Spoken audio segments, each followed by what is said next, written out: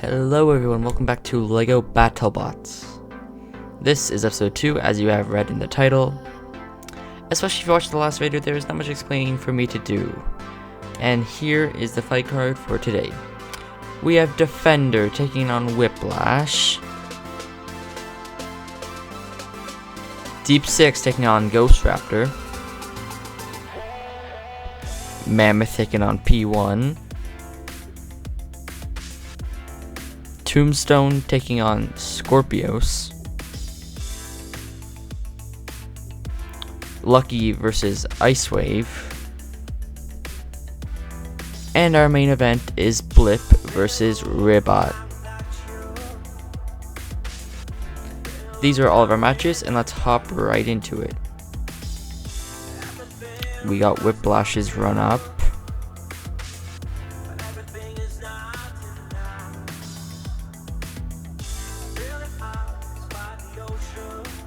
Now here is Defender's run up.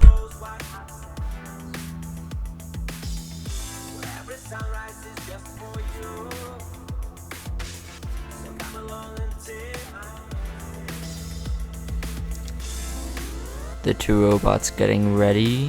Whiplash showing off that spinner.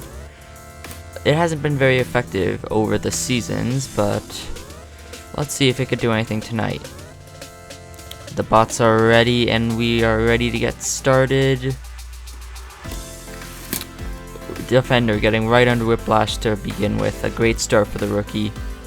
Defender lets him go. Gets a nice grab and lifts him up. Not able to get him close enough to the arena hazard.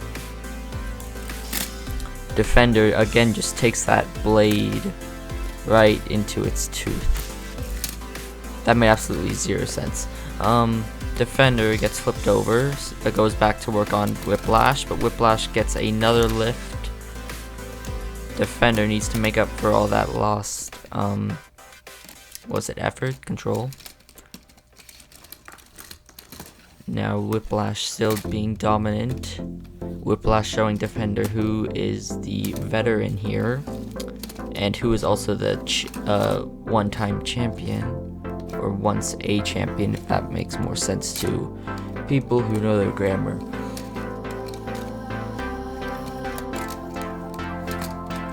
Whiplash again shoving Defender on its back.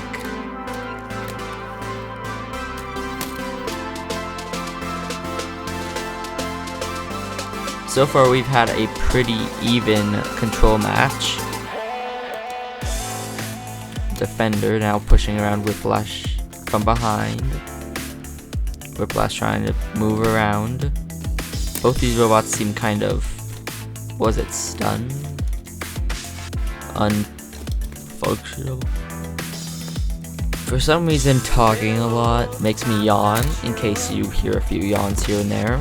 Because also this video is 18 minutes long, so I'm gonna be talking for 18 whole minutes. Oh, Defender now rips off a wedge of Whiplash. That's gonna score some damage points. Oh, that's not Whiplash Defender, that's his wedge. Whiplash now trying to escape Defender's grasp. And I guess that could be considered escaping. He more just fell out. Whiplash now flipping back over. Getting that spinner going for another nice hit on Defender.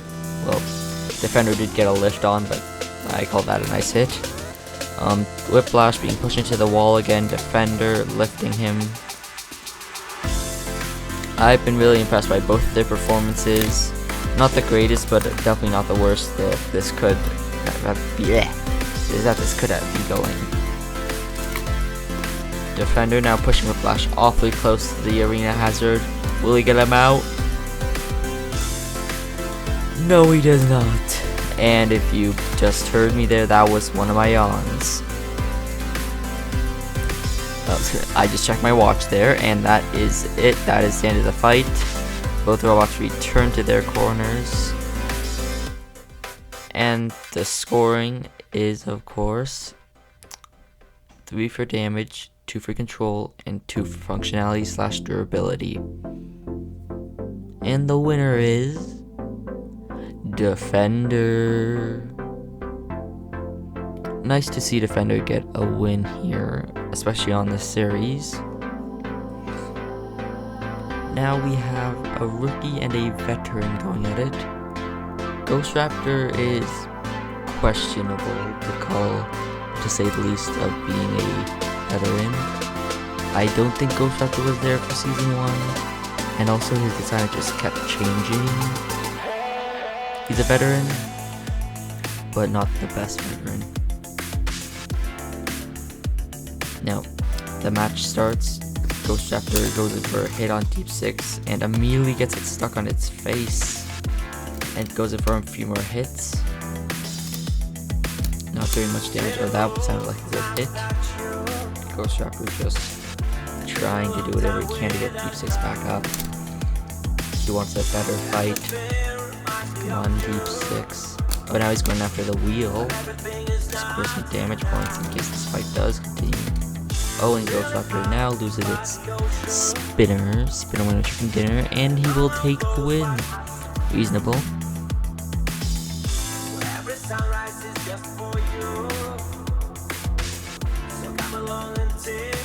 And that was a horrible cut, but Ghost Raptor snags a win. Now we have a long-awaited robot taking on one of the biggest robots, and those are P1 and Mammoth. P1 is a, original design by me. P1, if you search P1, like Lego Battlebots P1 on YouTube, you don't get many results, so it makes sense why people would want to see this robot. Plus, I honestly really like how colorful P1 is. Just look at that. Mammoth now trying to find its way around P1, trying to get a lift. But P1 just so low and so small. Well, small in comparison to Mammoth. Now trying to get a grip, but it's lost both those front forks. Now P1 just trying to push it around. Trying to do something here. Because P1, remember, P1 just has a lifter, doesn't have much of a damaging weapon. So P1 has to try and control him and try and get him out of the box, which is kind of easy, kind of hard, because Mammoth is getting very close to the edge. Now Mammoth getting on top of P1 yet again. And I don't know, I feel like I've been doing that mini pausing moment a lot this episode. Sorry about that. Mammoth now on its back again. I wonder how many times Mammoth is on its back. If any of you want to completely waste your time and do that, you could tell me in the comments how many times Mammoth got flipped.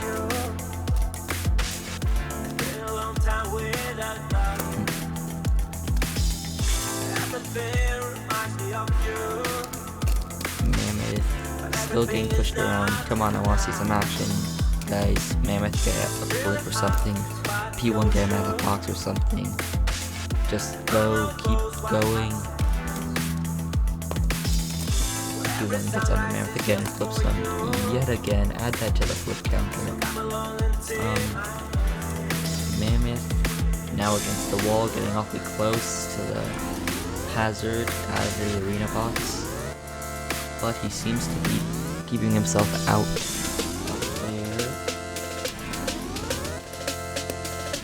P1 now pushing Mammoth again. And Mammoth on its back. And can Mammoth get back over again? He does. P1 now flips Mammoth over, and Mammoth tries to get back up, but it's pinned against the wall by P1. P1 has to release, and Mammoth gets off. P1 now going back to pushing him again. Getting that lifter jammed right into his lifter.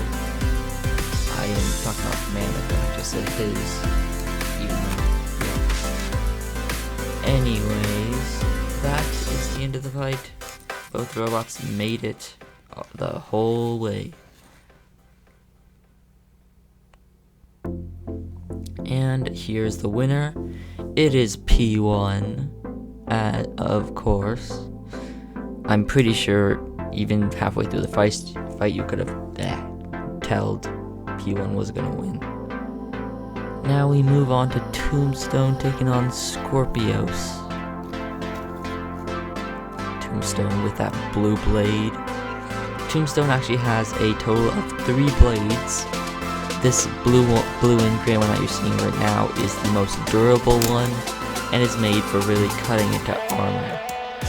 The other 2 are much weaker blades, but are mainly designed to hit heavy, which means that even though they're designed to hit heavy, it might break the blade in the process. But Tombstone knows Skorpios has very heavy armor, so it's bringing that blue, sharper blade. That if you've been on this channel for a while, you will know that this has been here since the beginning. This one blade. Skorpios now getting more and more hits on Tombstone's wheels and boards. So let's talk about some more Tombstone facts. Tombstone.